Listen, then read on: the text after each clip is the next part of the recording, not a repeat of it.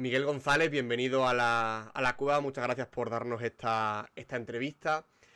Tú eres periodista en el diario El País y eres el autor de este libro que tenemos por aquí, Vox S.A., el negocio del patriotismo español, en el que, bueno, pues desgranas la historia del partido político Vox, que además conoces bien porque lo has cubierto durante 8 años. Bueno, o al menos has intentado cubrirlo de la mejor forma posible, ¿no?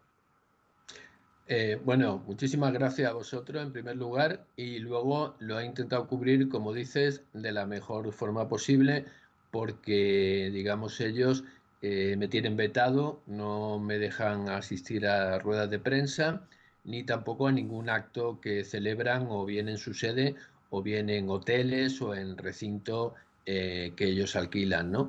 Lógicamente no me pueden impedir estar en una plaza pública y como sabes las últimas campañas electorales, todas ellas por el tema de la pandemia, los actos se han hecho los mítines en espacios públicos, ni tampoco lógicamente en el Congreso o en instituciones en las cuales obviamente no pueden vetar a ningún periodista. Sí, conocemos bien este tema porque junto con El País y otros medios, La Marea también está vetada a los actos de Vox, o sea que al final Efe- compartimos aquí problemas. Compartimos, sí, efectivamente, quiero decir, mi caso no es un caso excepcional, ni muchísimo menos, ¿no? Quiero decir, estoy vetado yo, está vetado todo el grupo Prisa, está vetado La Marea, está vetado, yo diría, más del 50% de los medios de comunicación si atendemos a su audiencia, ¿no? Eh, de hecho, tú ves la rueda de prensa que hace Vox en su sede y más allá de agencias y tal, los medios de comunicación que están ahí representados, muchos de ellos son medios marginales que están en la propia órbita de Vox y han sido creados por gente próxima a Vox, ¿no? Pero esto forma parte de su estrategia también. Te preguntaré ahora un poco más, empezaremos a desgranar un poco la historia, digamos, del partido, pero justamente te quiero preguntar por esta parte, ¿no?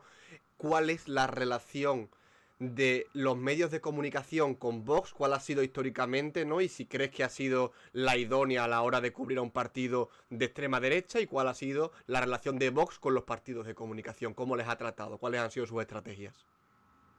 Bueno, digamos que yo creo que inicialmente los medios de comunicación ignoramos a Vox, pues porque era un grupo extraparlamentario que no tenía ningún peso ni ninguna influencia y que lógicamente, pues, digamos, no entraba dentro de nuestro, mm, digamos, plan de trabajo el cubrir algo que era poco más que un club de amigos. Es verdad que ellos se esforzaban en hacer digamos, actuaciones espectaculares intentando atraer la atención, ¿no? Por ejemplo, esto de extender una gran bandera española en Gibraltar, ¿no? Y otro tipo de acciones espectaculares intentando llamar la atención, ¿no? Pero la verdad que eso con escaso éxito. Yo creo que fue el hacer de la necesidad virtud lo que les llevó a las redes sociales, ¿no? Y es verdad que en las redes sociales, con ayuda de algunos expertos, ¿no? Algunos muy conocidos a nivel internacional, como Steve Bannon y Cambridge Analytica y este tipo de sociedades y de grupos, han tenido bastante éxito, ¿no? Y luego su estrategia ya, yo creo que copiada bastante de lo que era la estrategia de Trump, ¿no? Fue la de despreciar a los medios de comunicación y intentar de alguna manera sabotearlos y minar su credibilidad, ¿no? Esa ha sido la estrategia que han seguido con nosotros y con la mayoría de los medios, ¿no? Ellos normalmente cuando tú tienes una información nunca te van a, con carácter previo, te la van a confirmar o desmentir, sino que van a esperar a que se publique y una vez que se publica, si ellos ven que tiene algún aspecto que se puede atacar, lo van a atacar. Y si la información es inatacable, entonces lo que van a hacer es silenciarla para que pase desapercibida si consideran que es perjudicial para ellos. Ujú. Sí, yo siempre digo que mi conversación con uno de los responsables de prensa del partido podría ser mi lista de la compra, porque diga lo que les diga, nunca me van a responder. Es una conversación entera en verde, es decir, únicamente con mis mensajes, y jamás he obtenido una respuesta por parte del partido para, como tú dices, confirmar o desmentir una información. Te quería preguntar también bueno, conocemos cuál es la condición de posibilidad que facilita que Vox crezca como partido político, ¿no? Que es, bueno, pues un desengaño o un descrédito del bipartidismo. Pero, ¿cuál es el sustento económico que posibilita que el partido nazca? Que esto creo que es una de las partes más interesantes de tu libro, todo lo que tiene que ver con el dinero. Bueno, digamos que lo que permite el nacimiento de Vox, y esto es algo que ya está absolutamente acreditado, ¿no? Es una donación de $1 millón por parte de un grupo un grupo que se llama Consejo de la Resistencia Iraní. Es un grupo opositor al régimen iraní, al régimen de los Ayatolás, ¿no? Ellos forman parte, digamos, del movimiento revolucionario que derroca al Shah en el año 79, pero luego, digamos, se produce una disidencia, un enfrentamiento con el régimen de Khomeini, hasta el punto de que llegan a crear una milicia armada, ¿no? Que son los mujahidín del pueblo. Entonces, este grupo, que tiene una diáspora muy importante en todo el mundo, que además tiene algunos elementos que pertenecen a lo que era la burguesía iraní, ¿no?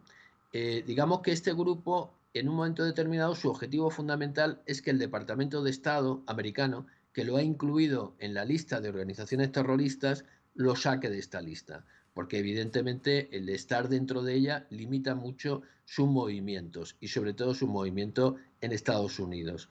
Entonces, para eso ellos hacen lobby, contactan con Alejo Vidal Cuadras, que en ese momento es vicepresidente del Parlamento Europeo, lo fue durante 10 años con el Partido Popular.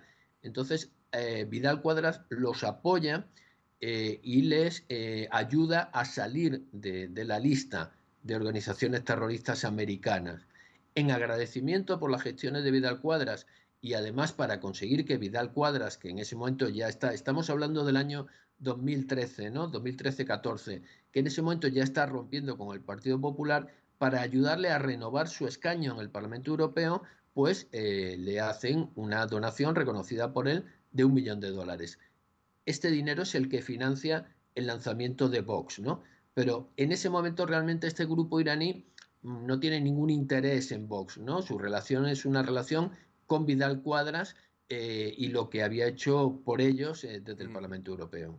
uh -huh. ¿Hay una relación entre el nacimiento de Vox y una relación de causalidad entre el nacimiento de Vox y el fin de aquel chiringuito en el que Abascal cobraba 80.000 euros puesto a dedo por Esperanza Aguirre? Bueno, digamos lo que hay es una continuidad, ¿no? Prácticamente. Es decir, no sé si hay una relación de causa-efecto, pero hay casi un solapamiento, ¿no? Tú ten en cuenta que este chiringuito, ¿no? Que era una especie de fundación para el patrocinio, se llamaba, que era de la Comunidad de Madrid, con algunos más. Esta fundación se acaba extinguiendo a final de 2013, por la sencilla razón de que en el año 2014 la Comunidad de Madrid en sus presupuestos ya no incluye ninguna partida para sostenerlo, y entonces a final de 2013 esta fundación se extingue y se queda sin trabajo Abascal. Y Abascal es inmediatamente, ya a la altura del mes de febrero-marzo de 2014, ya lo tenemos como secretario general inicialmente de Vox, cobrando un sueldo desde el primer día, ¿no? Cuando yo le pregunto a Vidal Cuadras, pero bueno, ¿cómo es posible que un partido que no tiene nada, no tiene prácticamente ni militantes, desde luego no tiene cargos públicos, esté pagando un sueldo? Él lo que me dice es que en ese momento Abascal está en una situación personal muy difícil y hay que echarle una mano, ¿no? Bueno, tanto le echa una mano que al final acaba dimitiendo Vidal Cuadras después de las elecciones europeas del 14, se acaba quedando de presidente del partido Santiago Abascal, y en ese momento él se pone a sí mismo, se supone que con el visto bueno del Comité Nacional, se pone un sueldo de 6.000 euros brutos al mes. En este partido llamado Vox, que es un partido que es un auténtico partido chiringuito, porque no tiene nada más, ¿no? Que los que conocemos estaban entonces y en su mayoría siguen, ¿no? Este pequeño grupo. Claro, a esto entiendo que es a lo que te refieres, ¿no? Con el subtítulo del libro de El negocio del patriotismo español, ¿no? Hay algunos, como el caso del presidente de Vox, que hacen un buen negocio gracias al patriotismo español. 6.000 euros de sueldo para un partido que no tenía nada es un buen sueldo. Hombre, desde luego parece más el sueldo en fin, de un responsable de una empresa, por supuesto, que no el sueldo del líder de un partido que no tiene absolutamente nada, no tiene ni un concejal siquiera, ¿no? De hecho, el partido, fíjate que en el año 2014, cuando se producen las elecciones europeas, Vox se queda a 2.500 votos de conseguir el escaño ese que quería renovar Vidal Cuadras, ¿no? Obtiene un 1,5%, te hablo de memoria, 1,5% de los votos en esas elecciones. A partir de ahí se presentan las elecciones 2015, 2016, siempre va perdiendo votos, por debajo del 1%, ¿no? Es decir, va de fracaso en fracaso, hasta que en las elecciones andaluzas, las anteriores, en diciembre de 2018, es cuando realmente se produce el gran salto de Vox con sus 12 diputados y prácticamente el 11% de los votos en las elecciones andaluzas de diciembre del 18. Ujú. Durante todo ese tiempo, ya digo, Abascal ha estado cobrando esos 6.000 euros brutos como presidente de ese partido que tenía menos del 1% de los votos, ¿no?, en las sucesivas citas electorales. Ujú. Como te digo, de las partes que más interesantes me parecen del libro son las que tienen que ver con el dinero. Mm. Y bueno, hablas de que Vox tuvo unos beneficios de más de 5 millones de euros en 2019. ¿Cómo se puede explicar esto para un partido que, bueno, que sí que ya tenía representación en algunas instituciones, como el caso de Andalucía, pero bueno, ni siquiera era un partido que se pudiera asemejar a otros de los grandes que teníamos en ese momento, Ciudadanos, PSOE, PP o Podemos? ¿Cómo se pueden tener unos beneficios de esas cantidades? Bueno, déjame que antes de llegar, porque me estás hablando ya del 19, Ujú. que hagamos un poquito el recorrido, ¿no? Del 2014 hasta el 18 y luego ya el 19, ¿no? Perfecto. Hemos hablado de este 1.000.000 de euros, ¿no? Del Consejo de la Resistencia iraní, ¿no? Este 1.000.000 de euros prácticamente se gasta en esa primera elección europea y en el sueldo de Abascal y algún otro que también cobra sueldo de esa dirección. Bueno, ¿y cómo sobrevive el partido, no? Entonces, si tú miras las cuentas del partido, ves que tiene un nivel de donaciones verdaderamente sorprendente, ¿no? Es decir, el partido, por ejemplo, en el año 19 que has citado, tiene 1,2, es decir, 1.200.000 euros en donativos.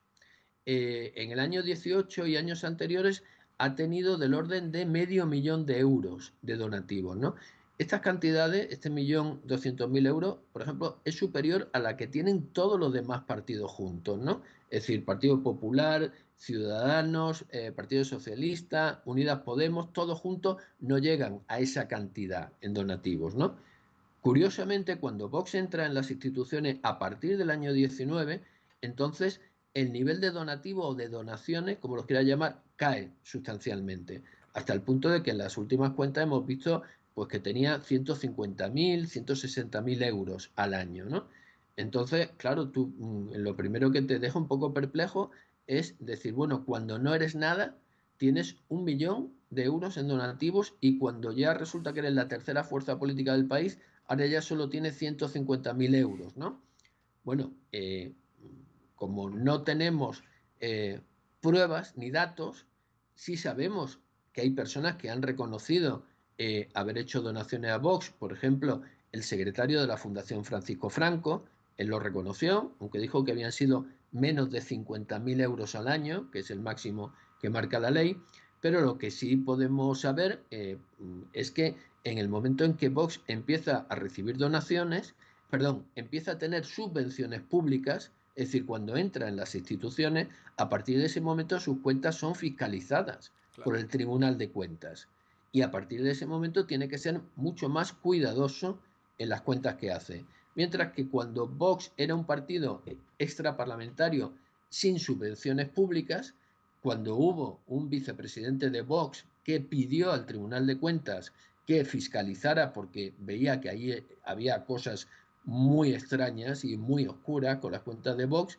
El Tribunal de Cuentas le dijo que bastante tenía con fiscalizar a los partidos que recibían dinero público como para ponerse a mirar las cuentas de un partido que no recibía subvenciones, ¿no? Entonces la primera cosa que llama mucho la atención, ¿no?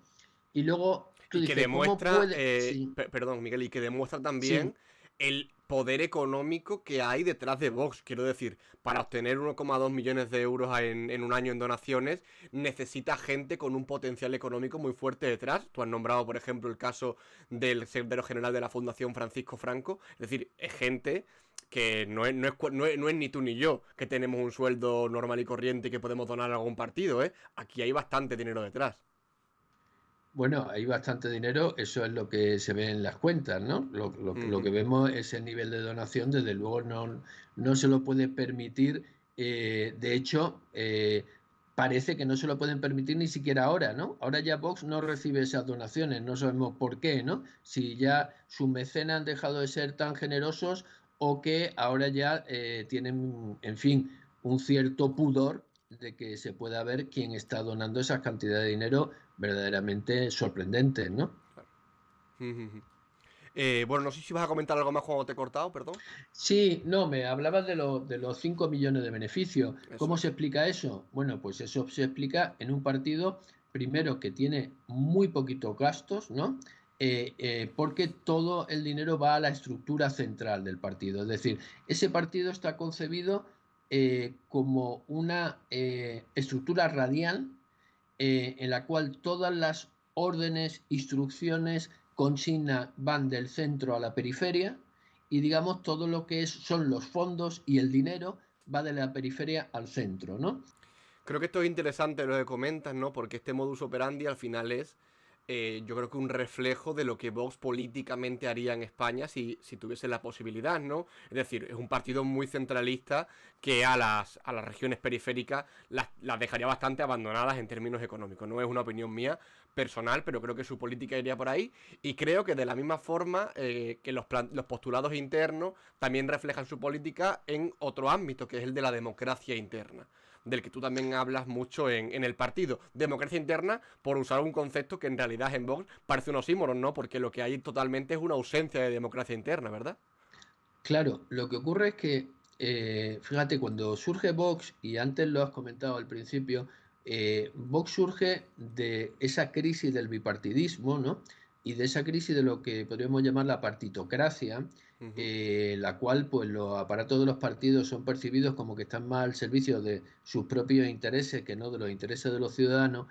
Y, digamos, de esa crisis nace, por una parte, Podemos, por otra, Ciudadanos, y también nace Vox, ¿no? De tal manera que en el manifiesto fundacional de Vox y en sus primeros estatutos es un partido que tiene un mensaje también de regeneración democrática, ¿no? O sea, es un partido, por ejemplo, que, bueno, predica que todos sus cargos públicos van a ser elegidos en elecciones primarias y que sus propios cargos internos pueden ser sometidos a mociones de confianza y mociones de censura para quitarlos y tienen que rendir cuenta ante sus afiliados.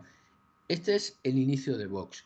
¿Qué es lo que ocurre? Que en el momento en que llega el año 18 y de pronto se encuentran con un partido que era pues prácticamente testimonial, de pronto se encuentra con un éxito inesperado, inesperado para ellos, porque ellos mismos estuvieron dudando si presentarse a las elecciones andaluzas, al final decidieron hacerlo, pero después de un debate, digo, en ese momento lo que tiene miedo Abascal es que ese juguete, que de pronto se ha convertido en una sociedad muy rentable, alguien se lo quite. Y entonces lo que empiezan a hacer es toda una serie de reformas en los estatutos sucesivas para ir eliminando cualquier democracia interna, entendida como cualquier posibilidad de que cualquier afiliado llegara a cuestionar el poder de la dirección o a criticarla o a sustituirla. Lo primero que hacen es por supuesto, eliminar las elecciones primarias para la elección de candidatos a cargos públicos y lo último que han hecho ya es eliminar también las elecciones internas para elegir a los, digamos, comités provinciales, a los presidentes provinciales. De modo que los presidentes provinciales ahora son designados a dedo desde Madrid, pues como si fueran, que es lo que son, delegados de una empresa, ¿no? Sus delegados territoriales. Y luego hay una cosa que no se dice mucho, pero que yo creo que es muy importante y significativa, y es que el propio Abascal no ha sido votado por las bases de Vox y es el líder del tercer partido de este país. Eso ya te está diciendo el amor y el apego que tiene a la democracia alguien que prefiere no ser votado por sus propios afiliados, ¿no? ¿Vox cree en la democracia? No, o sea, digamos, Vox no cree en la democracia y de hecho Vox tiene teorizada una cosa, ¿no? Tiene una teoría, tanto Abascal como Bouchardet, que es su vicepresidente político, tienen una teoría que dicen que el sujeto de la soberanía no es el pueblo, no es el pueblo español. El sujeto de la soberanía es la nación española, dicen ellos. Entonces, ¿qué es la nación española si no es el pueblo? Bueno, la nación española, según dicen ellos, es los españoles vivos, los españoles que ya han muerto y los españoles que nacerán.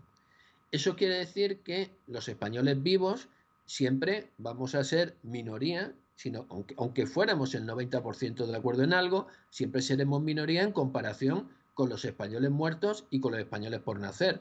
Claro, como los españoles muertos y los españoles por nacer no pueden votar, ellos se erigen en sus intérpretes y entonces ellos se convierten de pronto en los únicos capaces de interpretar cuál es la voluntad de la nación española, que es esa entelequia que está por encima de los ciudadanos españoles reales, ¿no? Esa idea es profundamente antidemocrática. Yo no la quiero comparar históricamente con ninguna, pero quiero decir, ese ultranacionalismo tiene antecedentes, claro, no lo han inventado ellos. Abascal tiene una frase textual de él, ¿no? Que dice, eh, si los españoles de hoy, dice él, decidieran suicidar a España, nosotros tendríamos que impedirlo. Esa frase es literal.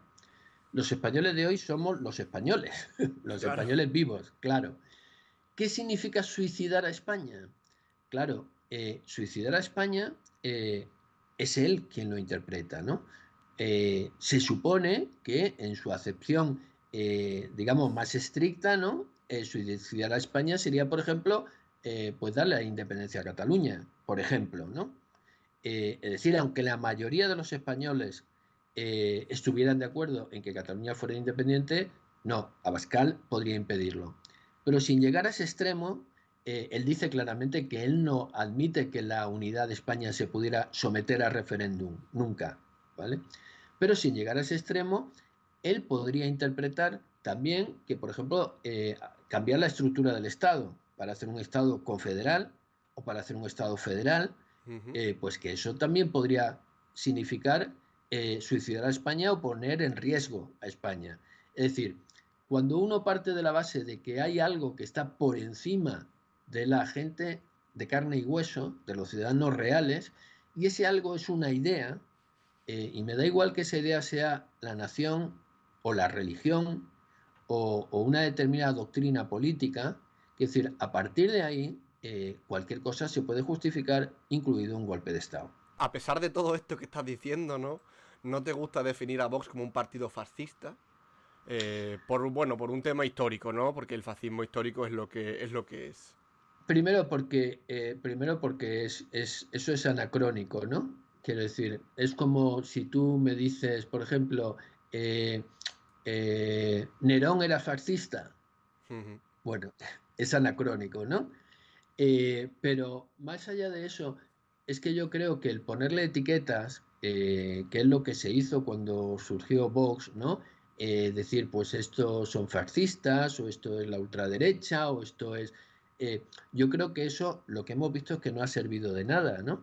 Es decir, Vox tiene éxito en Andalucía con un 11 y pico por ciento en el año 18 y en las elecciones de Castilla y León tiene ya un 17%, es decir, va subiendo de elección en elección. Entonces tú dices, bueno, ¿por qué no? Es que en España hay tantos fascistas, ¿no? Bueno, yo creo que lo que sucede es que la política española yo lo llamo, se ha juliganizado, de tal manera que ser de un partido o simpatizar con un partido u otro se hace con el mismo fanatismo con el cual alguien defiende a un determinado equipo de fútbol, ¿no? Digamos que hay aficionados al fútbol, no digo que sean todos, evidentemente, pero que le da igual que su equipo juegue sucio o que el penalti no sea penalti siempre y cuando gane, ¿no? Entonces yo creo que un poco en Vox pasa lo mismo, es decir, se identifican con su partido, se ponen la camiseta y cualquier cosa que les digas, digamos, están blindados. Les rebota. ¿Por qué? Porque piensan que tú eres su enemigo, su adversario y que por tanto lo que estás diciendo no responde a la realidad, sino que simplemente responde a que lo atacas por ser quien es, ¿no? Claro. En todo caso, a mí me parece, y perdóname, me parece mucho más eficaz también, ¿no? Eh, en vez de ir a esas etiquetas un poco gruesas, ¿no? Pues ir a cosas que si quieres parecen más eh, menores, pero que creo que son mucho más eficaces, que decir, oiga, este partido sea lo que sea, califícalo como quieras, lo que no es un partido democrático. Eso seguro que no es, ¿no?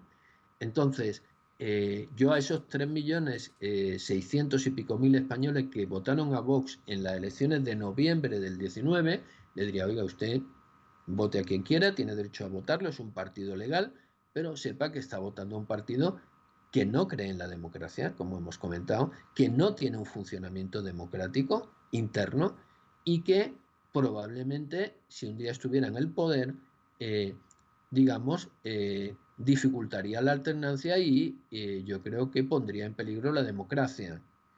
Y no solo por sus creencias, que las hemos comentado, sino también por sus modelos.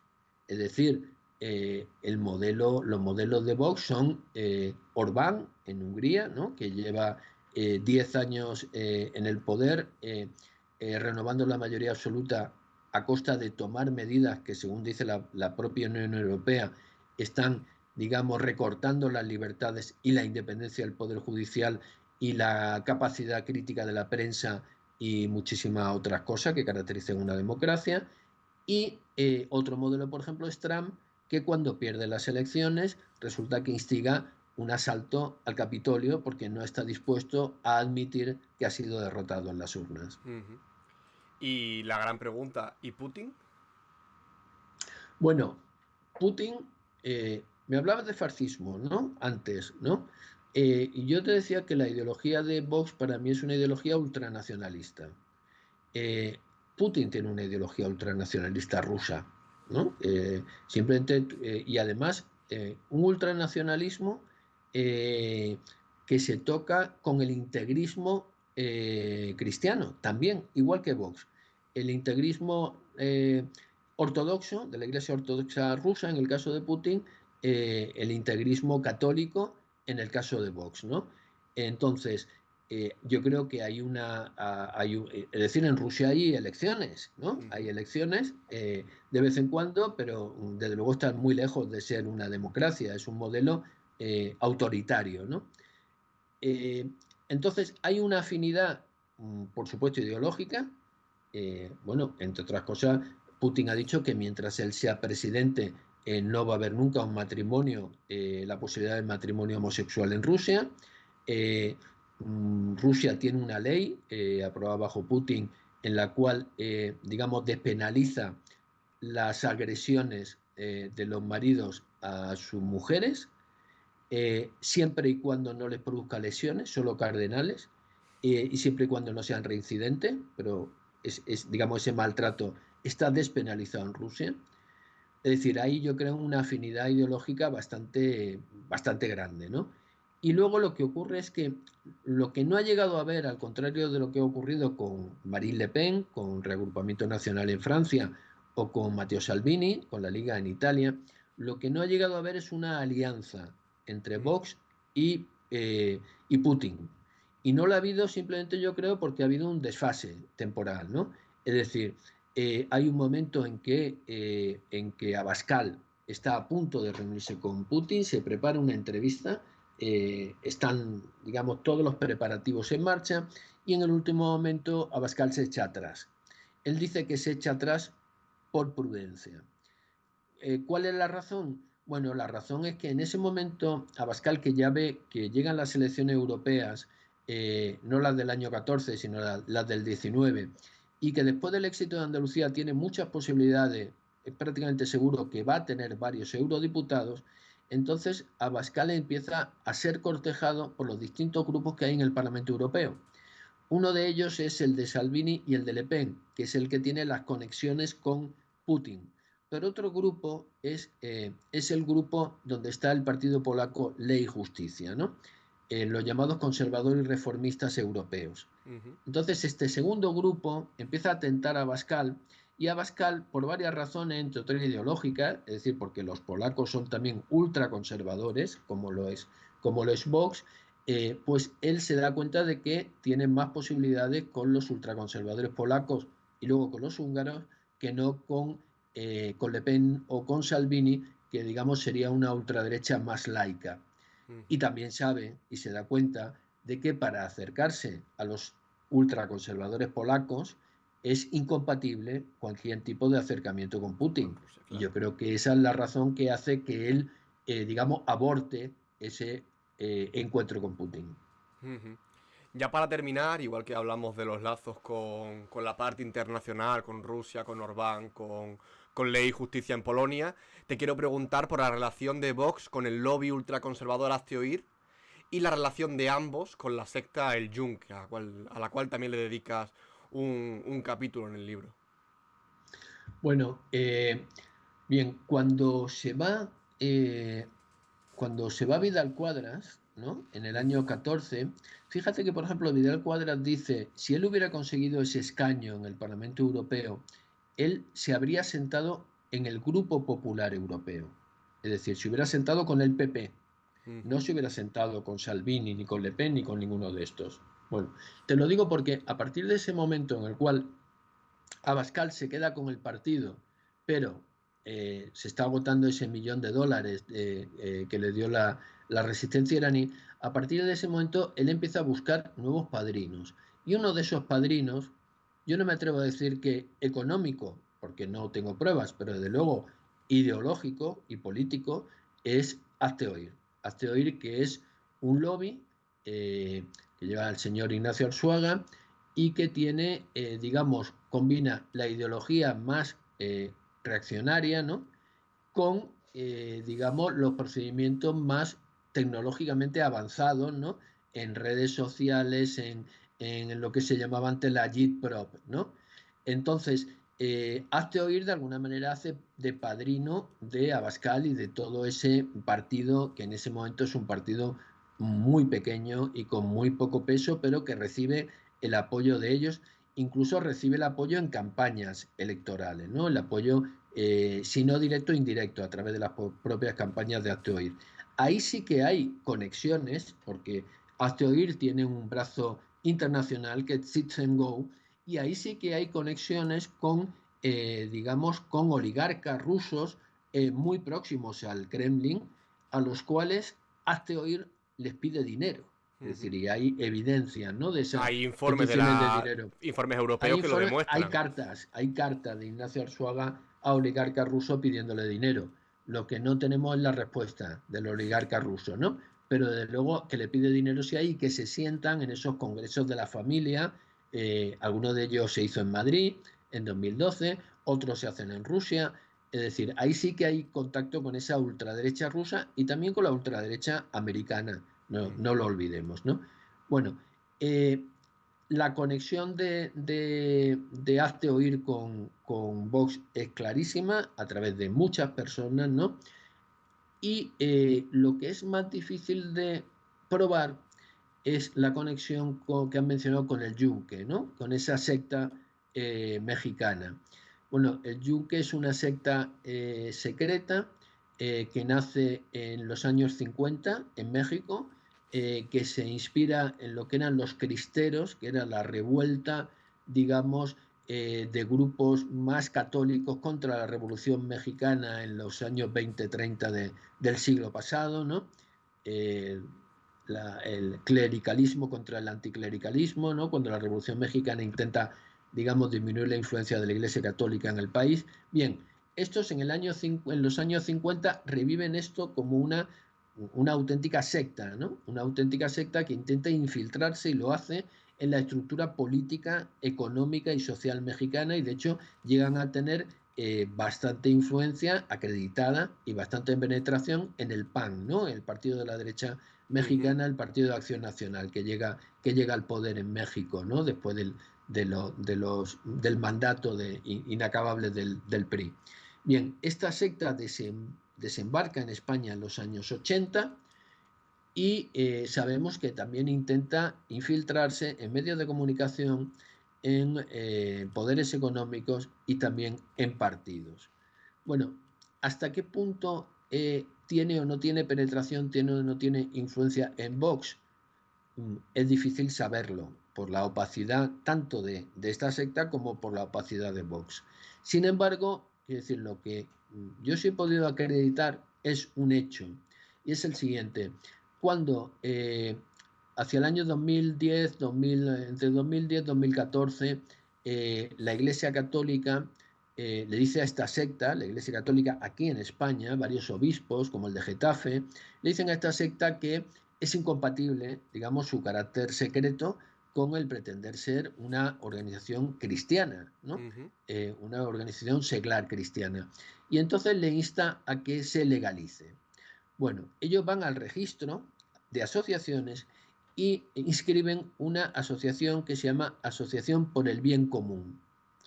Quiero recordar que es el artículo 7 de sus estatutos, dice: la Organización del Bien Común España es la filial en España de la Asociación Mexicana El Yunque.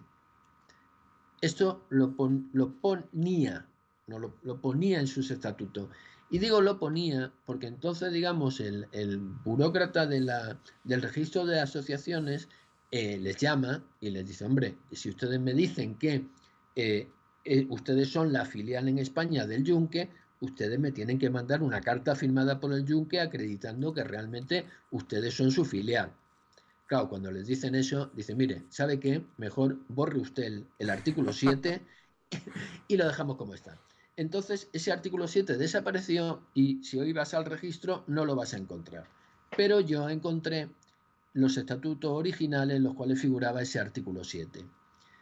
Eso te permite decir que esas 5 o 6 personas que figuran en esos estatutos originales como los promotores de la Asociación del Bien Común en España pertenecen al Yunque, porque lo dicen ellos. Bueno, con esto termino. Una de esas personas, nada menos que el tesorero, es un señor que se llama Liberto Senderos y que lo encontrarás en la candidatura de Vox a las elecciones catalanas del año pasado, elecciones al Parlamento catalán. Dice, bueno, es una conexión pequeña, ¿no? No estamos hablando de Santiago Abascal ni de ninguno de los dirigentes más conocidos de Vox, de acuerdo, pero comprenderás que no es fácil acreditar una conexión entre dos organizaciones, una es secreta y la otra es opaca, ¿no? ¿Alguna vez has hablado con este señor, con Liberto Senderos? ¿O? No, personalmente con él no. Perfecto, pues oye Miguel, te agradezco muchísimo que te hayas pasado por aquí. Te felicito por este libro, Vox S.A., el negocio del patriotismo español, que recomiendo a quien nos vea, si le ha interesado lo que hemos hablado hoy, pues que le eche un ojo, porque creo que se aprende bastante, incluso aquellos que más o menos ya seguimos la trayectoria del partido. Yo en mi caso también he aprendido bastante, o sea que personalmente lo puedo recomendar. Así que nada, muchísimas gracias, Miguel. No, muchísimas gracias a vosotros y espero haber sido de alguna utilidad y no demasiado pesado. Por supuesto que sí, seguro. Muchas gracias.